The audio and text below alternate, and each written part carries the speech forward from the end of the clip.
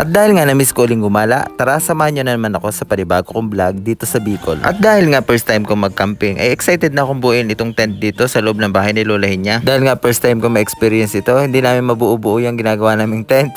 O shoutout na rin kay Ate Gina, dadaling ko muna yung tent mo sa gubat, hindi mo naman ginagamit eh. Alas 5 na nga rin ng umaga nang bumiyahe kami papuntang Sorsogon, sakay nga pala ako ay paring Helshin, tapos si Jet si James ang magkasama. Magliliwanag na nga nang makarating kami ng Sorsogon, ay ito nga pala ang unang ulan ng Mayo. Saktong-sakto nga at May 1 ay umulan at nambunan kami. Hindi ko alam kung swerte ba ito o malas. Sa tingin ko malas itong May 1 kasi ito nga si paring Helshin ay napagalitan na kanyang asawa. Late na nga dumating ang usapan namin, alas 4 kami pupunta. Ayan tuloy, double kill. At dito na nga kami nagkita-kita sa bahay ni paring Helshin. Pagkatapos nga namin magluto ay nag-intindi na rin kami ng makakainin. Dahil nga walang magdadasal, si Chin na lang nagdasal mga 2 seconds tapos na yung dasal. Yun na, tapos nun kumain na kami. Yung tipong 2 seconds lang yung dasal mo pero effective. Sa isip-isip ko nga dyan ay mukhang malapit naman yung bundok. Parang hindi naman ako masyadong mapapagod. Ay nako po, napakalayo pala. Pagkatapos nga namin kumain ay hindi pwedeng hindi magme-makeup si madam. Ay sayang naman yung makeup na yan kung hindi dadalhin sa bundok. Charot. Chin, wag na mag-makeup, walang halik sa bundok.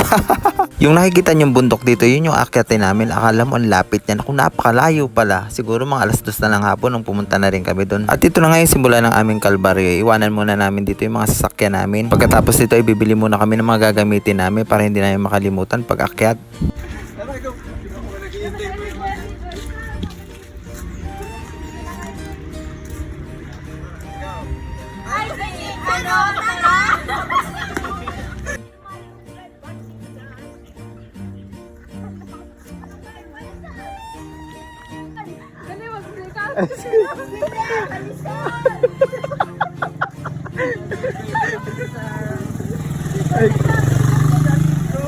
Adisan!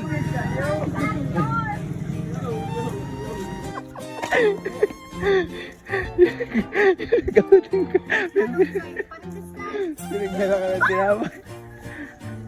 Nag-outing, pero pinagdala ng tinapay. Para na rin sa safety namin ay kailangan namin magbayad ng environmental fee at saka tour guide fee para sa pag-akyat namin. Dahil nga overnight camping kami sa bundok, magbabayad kami ng 1,000 sa aming tour guide. 10 packs nga pala yun. Pagkatapos ay 100 sa mga hayop kayo, mga manok kayo, nag-voice over ako dito, mga hinayupak. At 100 pesos para sa environmental fee. Pakahirap mag-voice over dito sa Kamalig.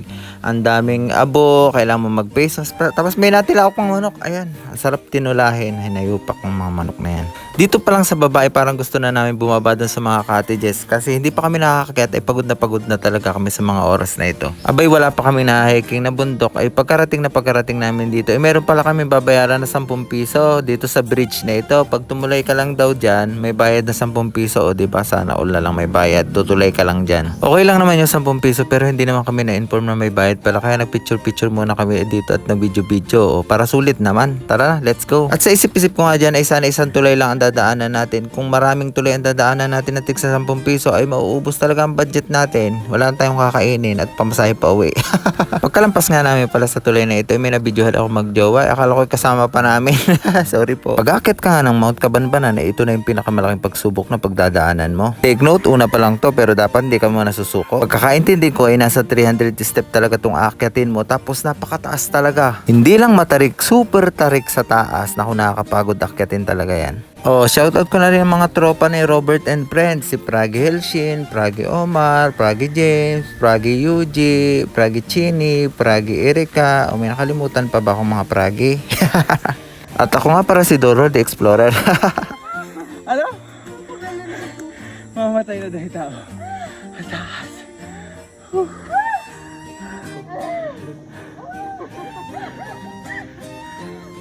Sa isip-isip nga namin ng mga oras na yun ay ayaw na talaga naming umulit. Napakahirap pala ng daan dito. Ito pa lang yung umpisa, napakataas. Parang building na yung akyatin mo.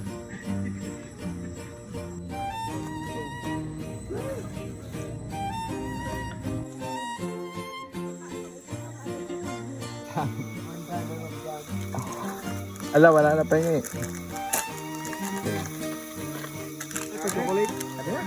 At dahil nga pagod na pagod kami at yellow lang yung dala namin, ito na yung biniak-biak namin para supsupin. Ay naku, oho na talaga kami. Wala pa kami nadadaan ng tubig.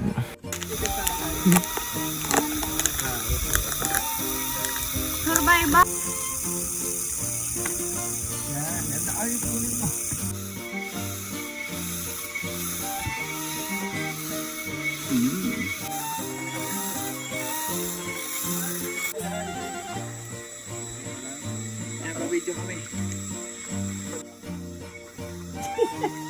Kaya? Basic? Basic? Malapit na pagtaas. Sana ganito lang kabilis yung pag-i-edit pag-akyat ng Mount Cabanbanan, o di ba? Napakabilis. Pagkatapos ng 2 oras ay naandito na rin kami.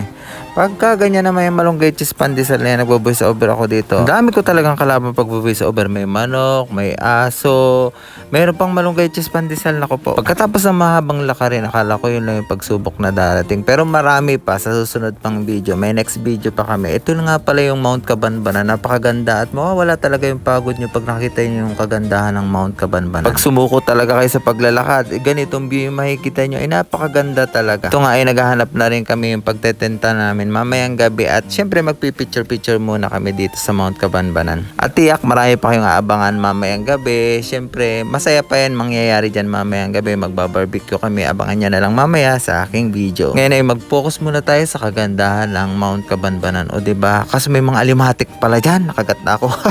Pagkarating nga namin dito at nagpicture-picture kami, halos mapuno-puno na ang cellphone ko at kay paring Helshin. Syempre napakaganda palang mag-selfie dito at video-video. Talagang sinulit na namin ang kagandahan ng Mount Cabanbanan. Pag hindi mo sinulit, lugi ka talaga. Kaya ang payo ko sa inyo, habang malakas pa kayo, nasa edad pa kayo ng mga 20s, 30s, yan, pumunta na kayo pag inaaya kayo ng barkada nyo, makijamming na kayo kung saan pupunta, maging masaya lang, mag-unwind, ganun. Kasi nga, pag edad mo ng mga 30s o 40s niya, mararamdaman mo na talaga ang mga rayuma sa katawan. Ano, paring Helshin? Pero ako, wala pa naman akong rayumang nararamdaman. Kaya feel free lang ako. Pero nakakapagod talaga ang pag-akyat dito sobra. Shoutout ko nga pala dyan si Ivan Rapisora. Ay sana nakasama ka. Ikaw pa naman gusto namin makajamming at masaya siguro lalo kung kasama ka. Pero malay mo sa susunod na jamming, kasama ka na. Kwento ko nga pala sa inyo guys. Alam nyo bang isa lang yung tent na dala namin? Pero 7 kami.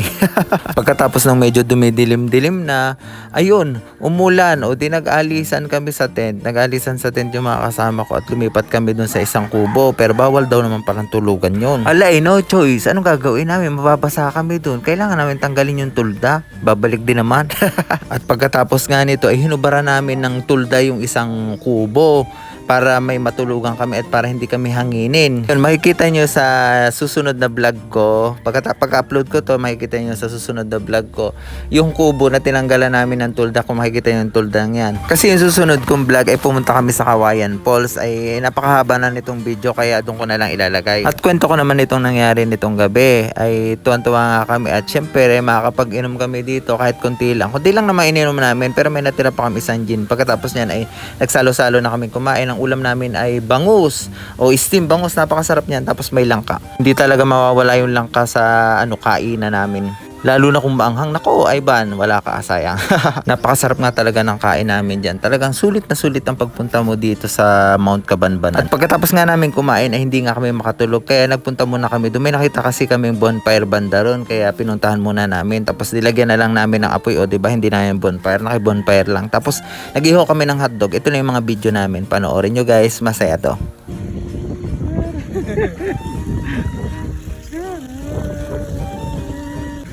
Anong oras na ngayon? 11? Magkaharani na. Umulan. Sabi lang. Umulan kaya lumabas muna kami kasi nababasa yung tent. Nababasay. Naboy yung burat. Waling harani mo. Ay. Yan. Chin, ano yung yan mo? Parang nasasarapan. Joke.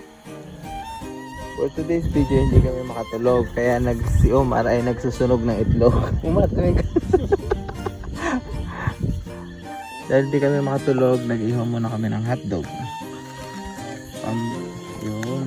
Let's go. Bonfire kami dito sa gitna ng bundok. At taas ng bundok pala. Sa Cabanbanan. Amiga, shout out.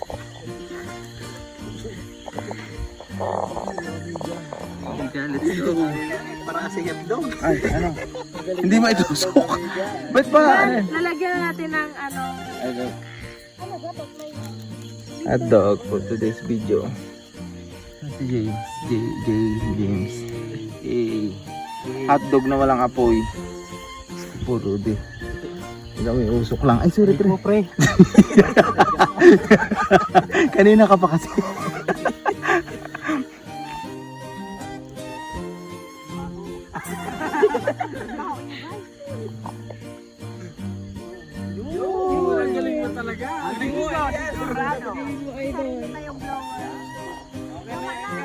Uy, kailo tamo man aling hapong. Hotdog mo na saan? Malaki na yung hotdog ni Chini. Sa hotdog mo, patingin ang hotdog mo. Dubli naman dito.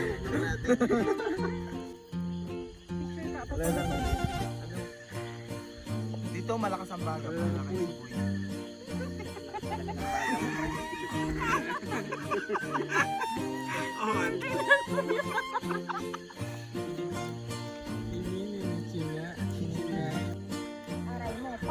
Kami ng hotdog.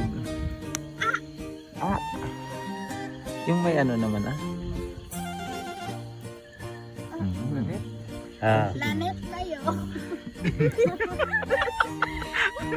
Lanet kayo. Hotdog. Wala, sunog na yung itim na. Itim na yung hotdog ko. Itim na hotdog ko dito sa ilalim. Sabi na, patingin nga. At pagkatapos nga namin kumain ng hotdog, ay bumalik na rin kami sa aming kubo. Yan, sunog yung hotdog ko. Shoutout nga pala kay Jay, kay Ivan, kay Andre, at sa kaibigan ni Chini na hindi nakasama. Sana sa susunod makasama kayo, ang saya talaga. At syempre, abangan nyo yung aming second day. Nakakatakot talaga dun sa pagpunta namin ng Kawayan Falls. Napakaraming alimatik, napakaraming pagsubok. See you in my next vlog. Mwah!